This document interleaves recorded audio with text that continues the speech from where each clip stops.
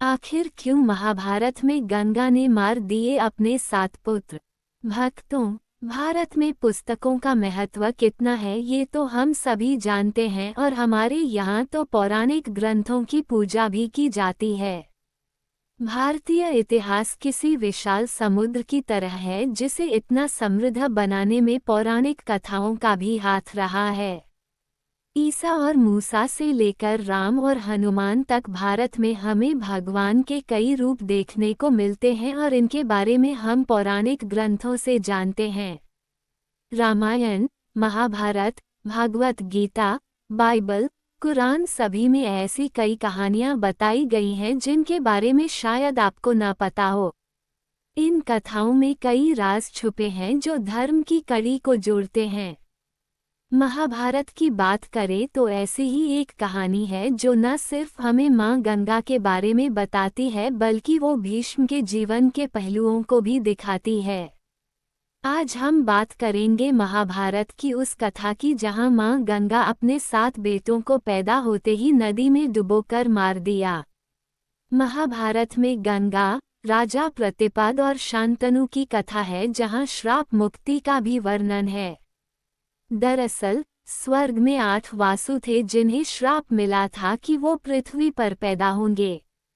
पृथ्वी जिसे मृत्युलोक भी कहा जाता है वहां मनुष्य का जन्म पाप भोगने के लिए भी होता है।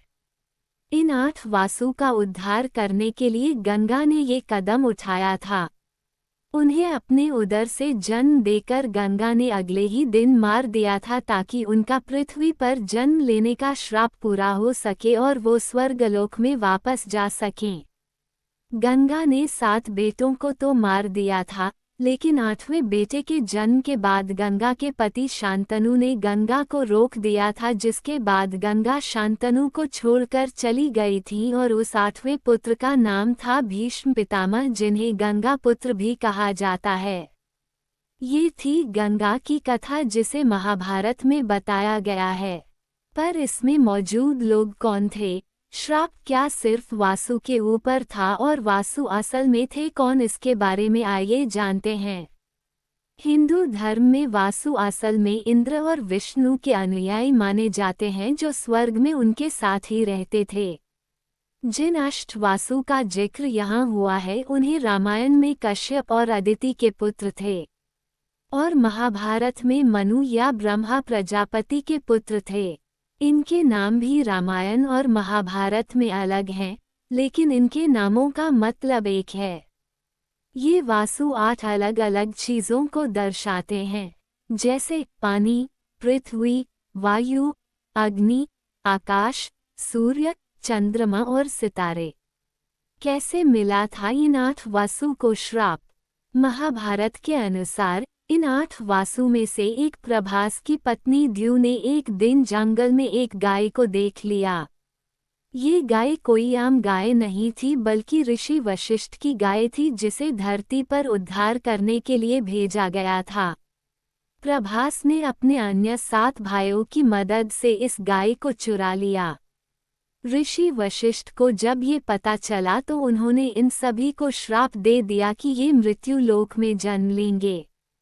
इसके बाद सभी वासु क्षमा के लिए ऋषि के पास पहुँचे और उन्होंने उनमें से 7 को ये कहा कि वो अपने जन्म के 1 साल के अंदर ही मृत्यु लोक छोड़ देंगे और इस श्राप का पूरा दंड प्रभास को भोगना होगा।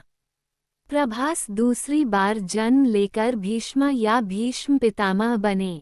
गंगा और शांतनु का श्राप व उनकी कथा। जहाँ भी महाभारत का वर्णन आता है और गंगा के अपने ही पुत्रों को मारने की बात सामने आती है वहाँ पर वासु का श्राप ही बताया जाता है, लेकिन असल में ये गंगा और शांतनु के यहाँ ही क्यों पैदा हुए उसके पीछे भी एक कहानी है। ये कहानी शुरू होती है शांतनु के पहले जन्म से, जहाँ वो इक्ष्वाकु साम्राज्य को महान राजा महाभिष हुआ करते थे। उन्होंने हजारों अश्वमेध यज्ञ करवाए थे और मृत्यु के बाद स्वर्गलोक में उन्हें जगह मिली थी। स्वर्गलोक में ब्रह्मा के दरबार में उनकी बेटी गंगा भी मौजूद थी। इसी के साथ अन्य देवतागण और अनुयायी भी मौजूद थे। एक दिन जब दरबार में मौजूद सभी प्रार्थना मुद्रा में थे तब हवा के कारण गंगा के वस्त्र हिल गए। सभी ने ये देख अपना सिर झुका लिया, लेकिन महाभिष ने ऐसा नहीं किया।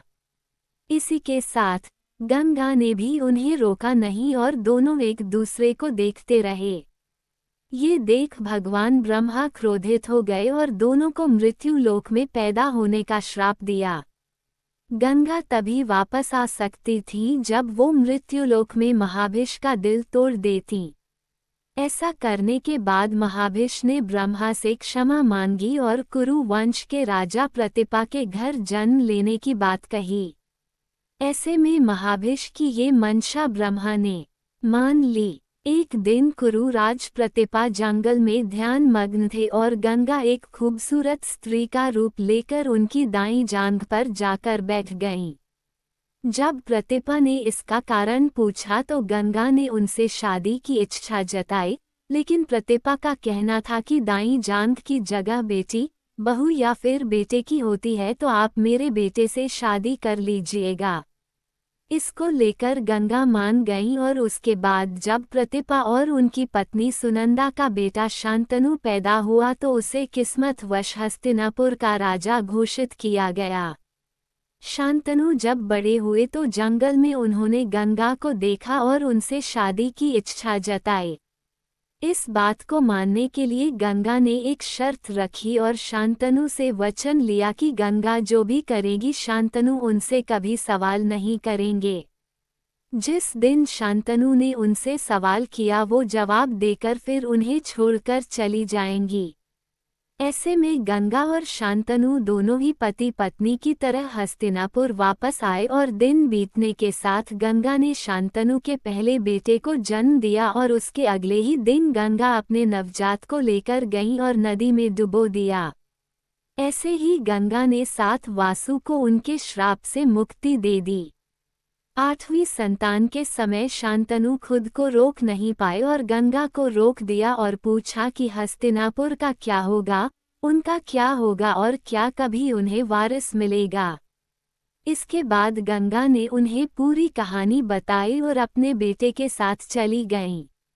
गंगा ने अपने बेटे को ऋषि वशिष्ठ से शास्त्रों की शिक्षा दिलाई और परशुराम से युद्ध अभ्यास की शिक्षा दिलवाई और युवा होने पर देवव्रत भीष्म पितामह को शांतनु के पास सौंप दिया।